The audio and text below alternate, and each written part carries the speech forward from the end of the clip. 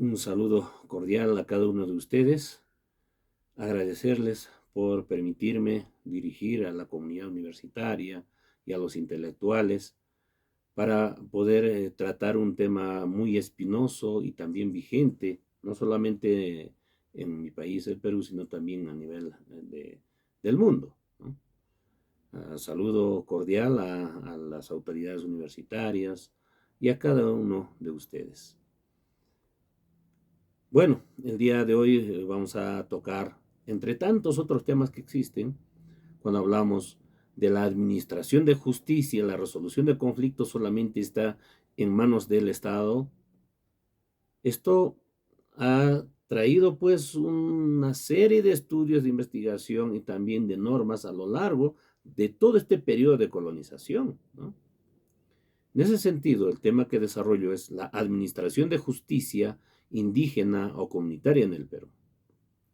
Tenemos una gran jurista muy conocida, Raquel Irigoyen, que señala que en los países donde existen pueblos indígenas o grupos con una identidad propia, étnica, religiosa, local, gremial, hay un gran debate sobre cómo denominar y cómo tratar jurídicamente a los sistemas de autoridades, normas y procedimientos mediante los cuales dichos pueblos y grupos regulan su vida social y resuelven sus conflictos, porque son diferentes, totalmente diferentes, desde mi punto de vista, al sistema estatal. El pluralismo jurídico, en consecuencia, actualmente, excluye al monismo jurídico. Pero, ¿qué entendemos por cada uno de estos conceptos? El monismo jurídico, como tal, ¿no?, como un sistema normativo, un modelo de configuración estatal que supone el monopolio estatal de la violencia legítima y la producción jurídica. Solamente el Estado es quien debe resolver las normas jurídicas, mejor dicho, resolver los conflictos. Solamente el Estado es como ente el que debe emitir las normas jurídicas, ¿no? Entonces, en este sentido, ¿no?, cuando hablamos del monismo jurídico, este Estado le corresponde un solo derecho, un solo sistema, ¿no? Y dentro de este Estado, de este concepto, no puede haber varios derechos, mucho menos coexistir sistemas jurídicos dentro de un mismo espacio geopolítico. Ahora, aparejada a la identidad Estado-derecho, está la idea del Estado-nación, ¿sí? Si estamos hablando de Estado de Derecho, donde solamente existe la norma dada por el Estado, este concepto de Estado-nación, ¿no?, también ahora cobra relevancia en el monismo jurídico. La legitimidad política del Estado se basa en el supuesto de que es la organización jurídico-política de una nación. En tal sentido, el significado dado a nación es el de un solo pueblo, con una sola cultura, un solo idioma, una sola religión. Así se entiende que es legítimo que el Estado tenga un solo sistema normativo porque se supone que representa a un conjunto social homogéneo en términos de idioma, religión, cultura, ¿no?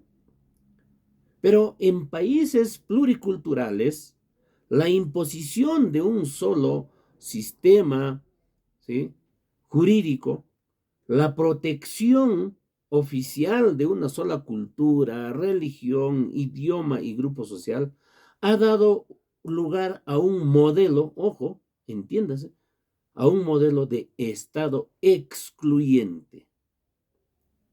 Claro, ¿cómo entendemos esto? Cuando nos dice las normas dadas por el Estado son únicas, es igual para todos, pero en una sociedad pluricultural esto no puede funcionar, pues, ¿no? En este modelo, la institucionalidad jurídico-política no representa ni expresa la realidad plural, ¿no? Margina a los grupos sociales o a los pueblos que no están representados oficialmente. Y, ojo, muy importante, reprime sus expresiones de diversidad cultural, sus expresiones de diversidad lingüística, religiosa y principalmente normativa. Pero a pesar de esta proscripción, yo diría, de esta satanización oficial de la diversidad, ello no necesariamente ha significado la desaparición empírica de los distintos idiomas, culturas o los sistemas legales o normativos de los grupos sociales originarios, ¿no? Los aparatos estatales han tendido a reprimirlos, a desaparecerlos, a cooptarlos, y aquellos han, ¿no? Es decir, los pueblos originarios han buscado también formas, han aprendido a readaptarse, a reutilizar sus instituciones creadas por el Estado para mantenerse vivos. Entonces, estos sistemas no oficiales han sobrevivido en condiciones de ilegalidad estatal y subordinación política, adquiriendo, ¿no?, formas clandestinas y marginales. Qué triste, ¿no? A estos sistemas no oficiales se les ha dado diversas denominaciones, ¿no? Usos y costumbres, derecho indígena, derecho consuetudinario, etcétera, etcétera. Claro, ello obedece también a todo un proceso de cambio, de debate, de discusión, ¿no? En función a ello, por ejemplo, cuando hablamos de costumbre o de usos y costumbres, ¿no?, desde la concepción monista estatal, decimos lo siguiente, ¿no? La costumbre se define solamente en oposición a la ley escrita y general producida por el Estado. ¿A qué se refiere? Se refiere a prácticas sociales repetidas y aceptadas como obligatorias por la comunidad, ¿no? O sea, esa es la concepción. No es que yo tenga esa misma concepción, porque ahí inclusive se refieren a prácticas constantes, perennes en el tiempo, inmutables en el tiempo. Pero eso no es así, pues toda cultura, toda realidad social es cambiante, ¿no? La idea de que está en la base es la concepción monista del derecho, que identifica derecho con Estado y asume que un Estado, solo en un Estado solamente cabe un derecho o un sistema jurídico válido. ¿Y cuál es esa? Solamente el estatal, pues, ¿no? Los demás sistemas normativos no son vistos como tales, sino son prácticas puntuales. Por eso son usos y costumbres, son sus normas eventuales, solamente las normas de las comunidades. Ellos consideran que esas normas no son válidas, pero eso no puede ser considerado como tal, pues. Desde esta concepción monista, la doctrina distingue tres tipos de costumbres con relación a la ley, ¿no? Uno, a falta de la ley. Dos, costumbre, a falta de ley. Dos, costumbre, conforme a la ley. Y tercero, la costumbre en contra de la ley. La ley estatal permite las costumbres de los dos primeros tipos nada más, y pueden como tal constituir una fuente del derecho.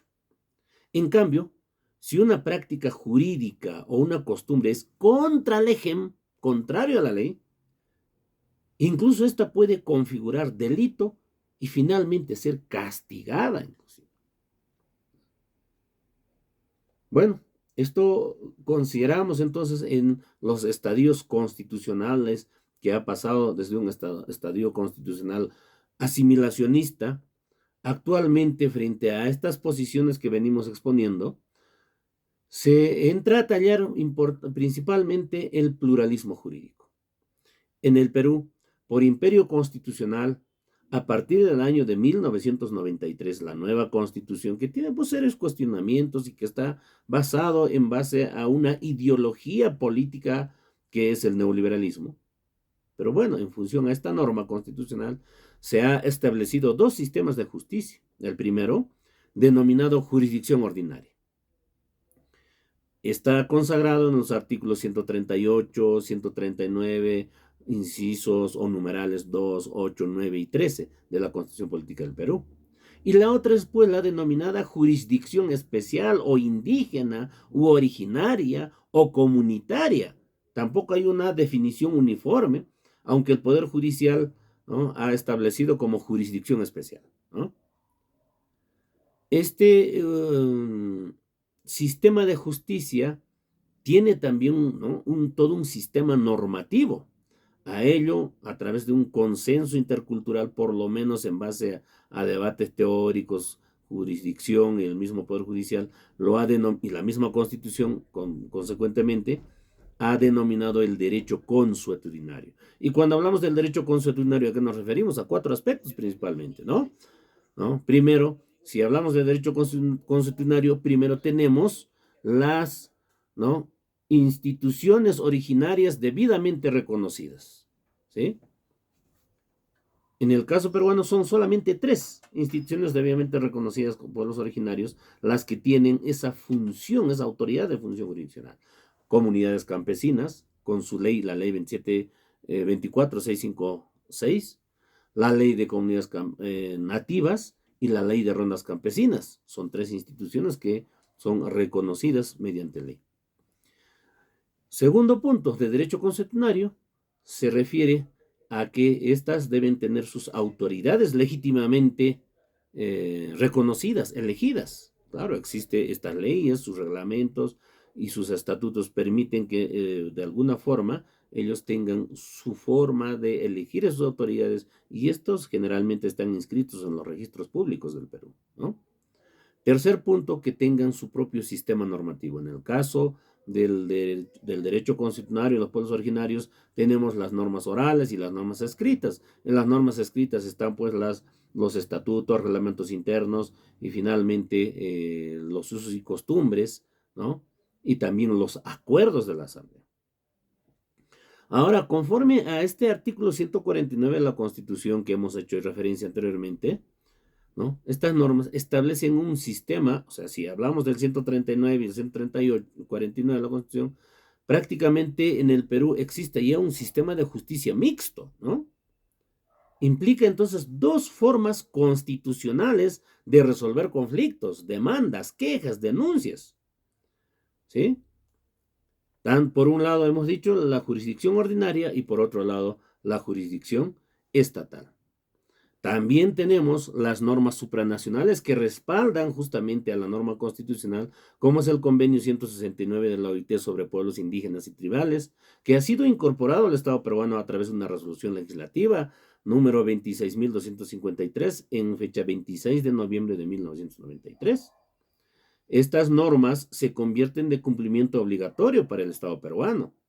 Y por otro lado también, ¿no?, por eso es que en todo caso el Poder Judicial peruano ha establecido un protocolo de coordinación de sistemas de justicia que ha sido aprobado mediante resolución 333-2013 del Consejo Ejecutivo del Poder Judicial, ¿no?